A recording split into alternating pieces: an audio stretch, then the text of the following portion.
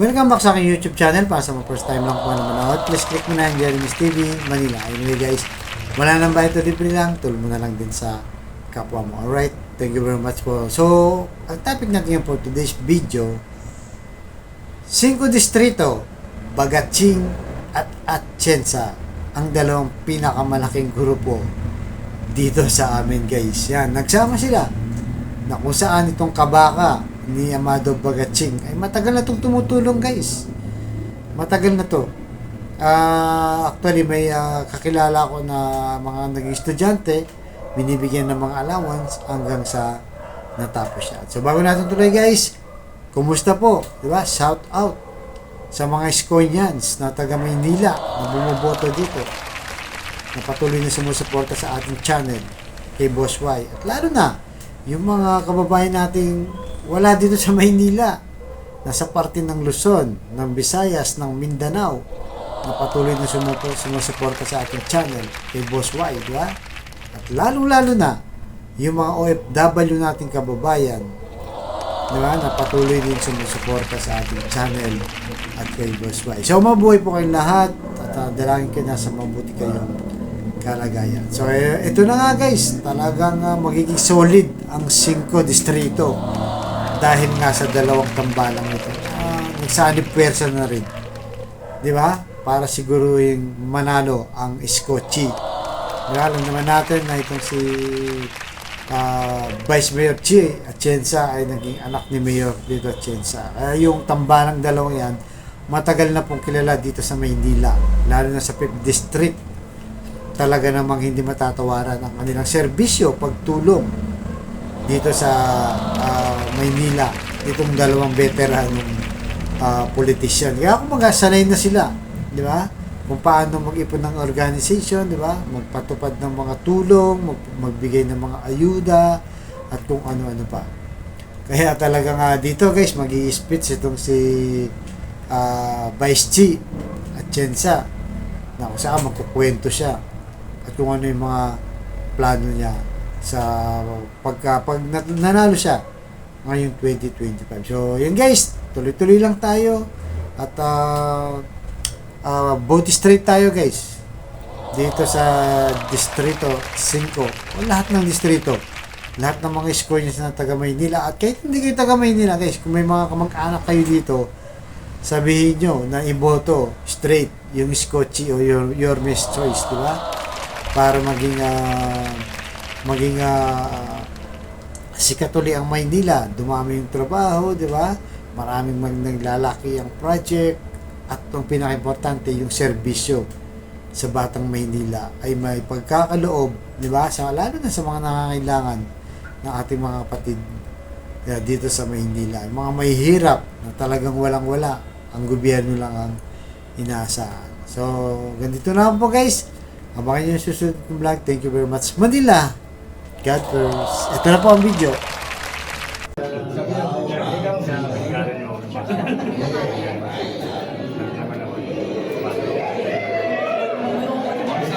Baka tumama.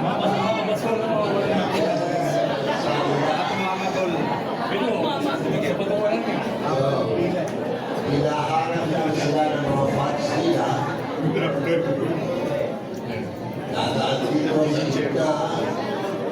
Alam niyo, nakilala ko yun. ako ng asin. Ay, maganda.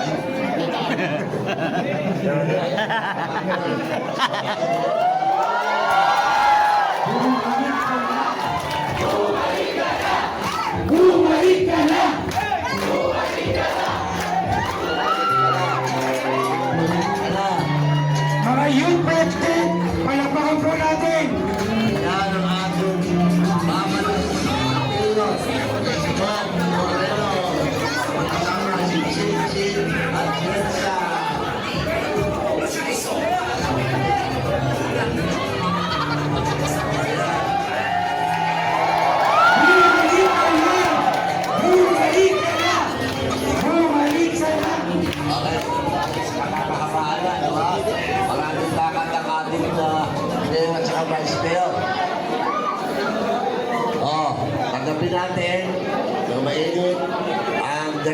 Senadora ng Kababaihan ng Maynila. Ang ama niya ang founder, pero siya nagtatrabaho din doon. Ito, sa maiging panahon, napahanga ko sa babaeng ito. Misyonaryo na, karinyosa pa, kumakanta pa, broadcaster pa. So, I'm proud to present to you ang magiging Vice Mayor na taga 5 distrito. Lubos-lubos natin 101% bigay natin sa kanya. Vice Mayor, si Atienza.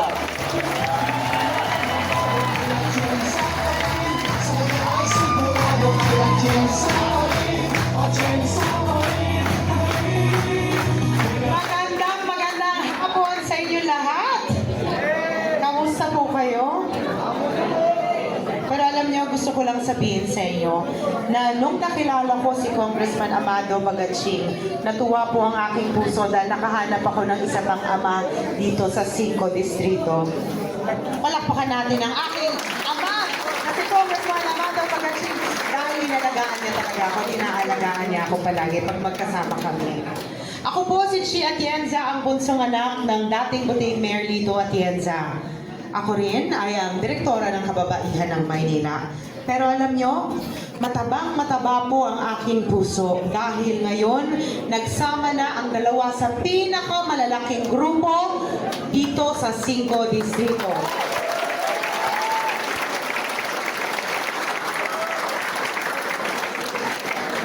Pero alam nyo ba, si Congressman Cristal Bagaching, bata pa lang kami, magkaibigan na kami. Totoo yan, nasa na si Congresswoman, yun. At sinabi ko sa kanya, hindi tayo kasama sa politika dahil tayo magkaibigan, magkasama. Totoo po yun, bata pa lang kami. At nakakatuwa dahil ngayon, naisa katuparan nga ang aming panaginip na magkasama ang Atienza at Bagaching.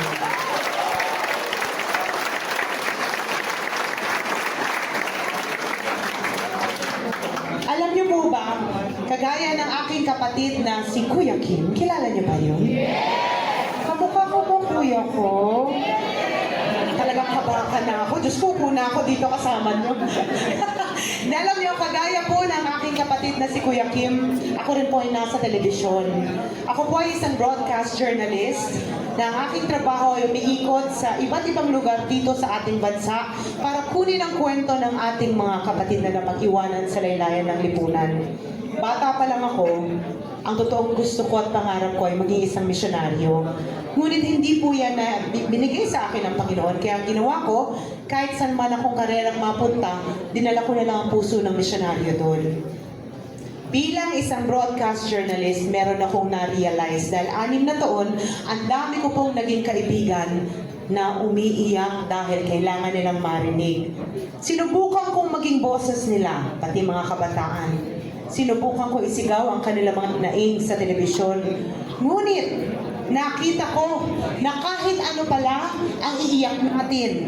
Kung ang gobyerno ay hindi marunong makinig sa tao, ika nga ni Yorme, nga pa rin tayo. Kaya nung ako'y tinanong ni Yorme kung ako ay maaaring kanya maging katambal, binigay ko po kaagad ang aking matamis na oo.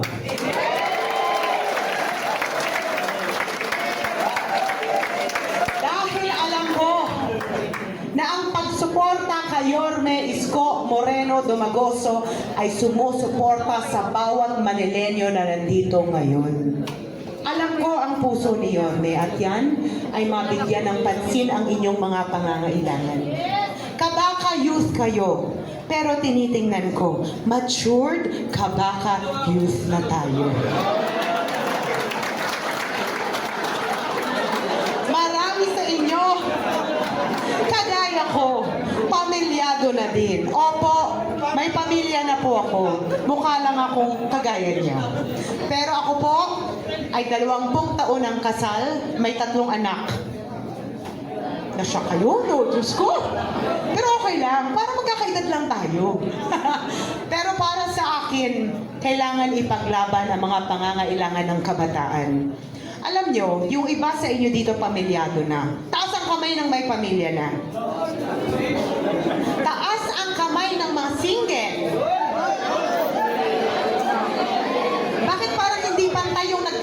magkahiwalay na pamilyado at single. Ano yung iba? Iwalay!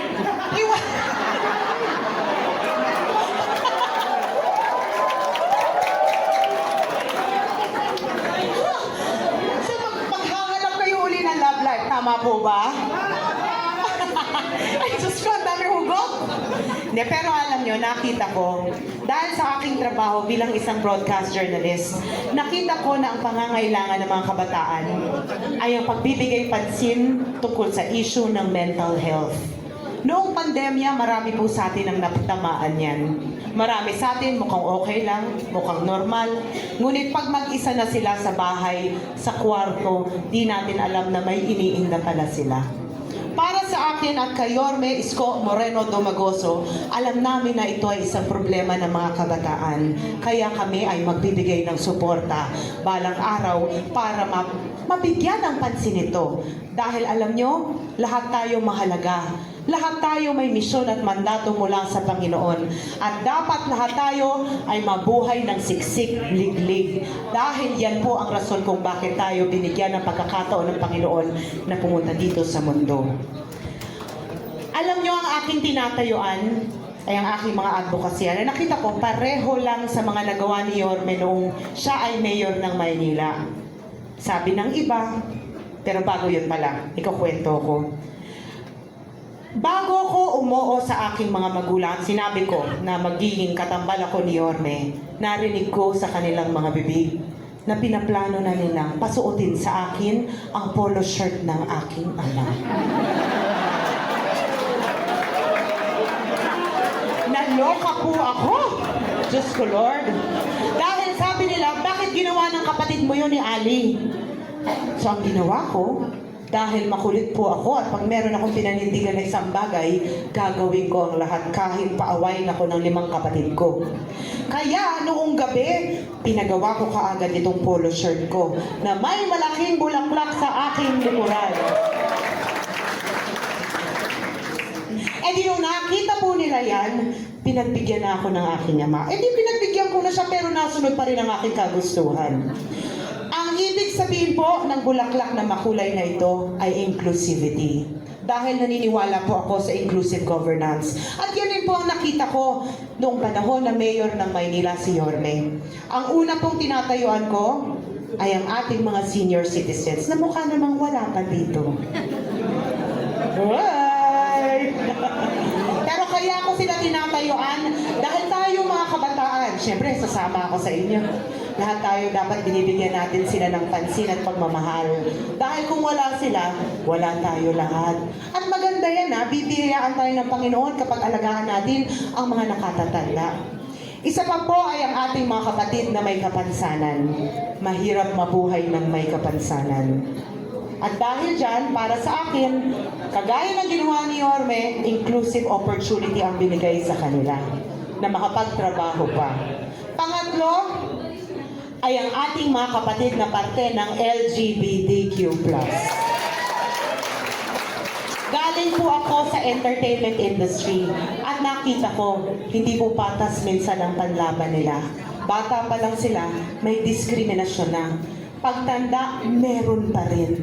Lahat tayo pantay-pantay sa mata ng Panginoon at dapat kung ano ang oportunidad meron ng isa, dapat lahat pare-pareho at pantay-pantay.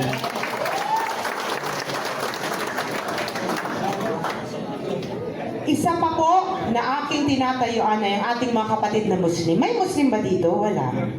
Assalamualaikum. Dahil ako ay tubong San Andres Bukid, doon po ako lumaki, doon ako tumanda. At para sa akin, mga kapatid ko kayo. At para sa akin, dapat maramdaman ninyo na parte kayo ng aming buhay at pamilya. Alam nyo, nung umuo po ako kayo, may para kanyang maging katambal, may isa po siyang pinangako sa akin na alam ko matutuwa rin kayo. Dahil bilang isang broadcast journalist sa aking paglilibot, nakita ko na ang dignidad ng bawat tao, tataas lamang kung marunong tayong tumayo sa ating mga paa. At hiningi ko po sa kanya ang programang livelihood para sa lahat ng Manileño. Dahil alam ko, kailangan matuto tayo na kumita para mapalago ang ating pamilya, matustusan ang pangangailangan ng ating mga anak, mga kapatid, at kung sino-sino pa sa ating paligid. Kaya maaasahan niyo po na kay Chi Atienza, kay Yorme Isko Moreno at Chi Atienza,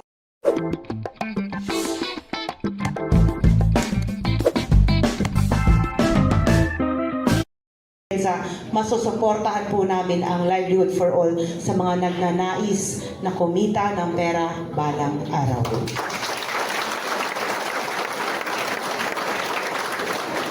Alam niyo, ang trabaho ng vice alkalde ay maging presiding officer, pangalagaan ang city council, gumawa ng mga batas at ordinansa na susuporta sa mga nasasakupan. Kayo po yun.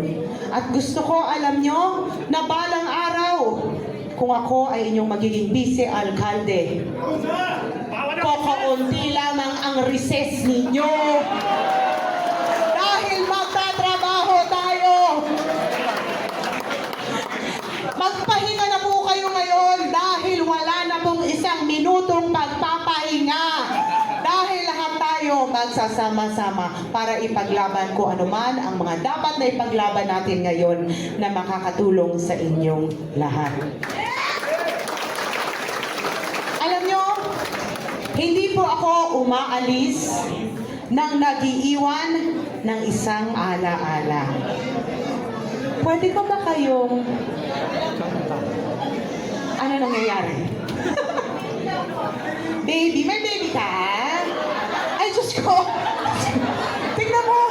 Nagka-baby bigla, oh! Bigyan mo rin daw ng baon, Yorme. Kawawa naman. Kargahin mo nga. Kargahin mo. Ang bilis mag-mature.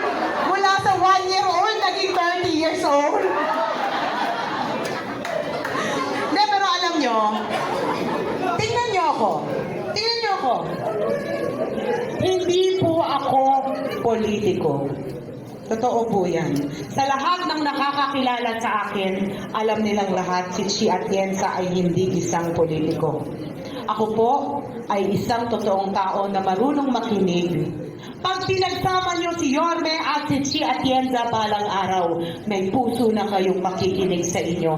Meron pa kayong 2 kamay na mabilis kikilos sa mga pangangailangan niyo.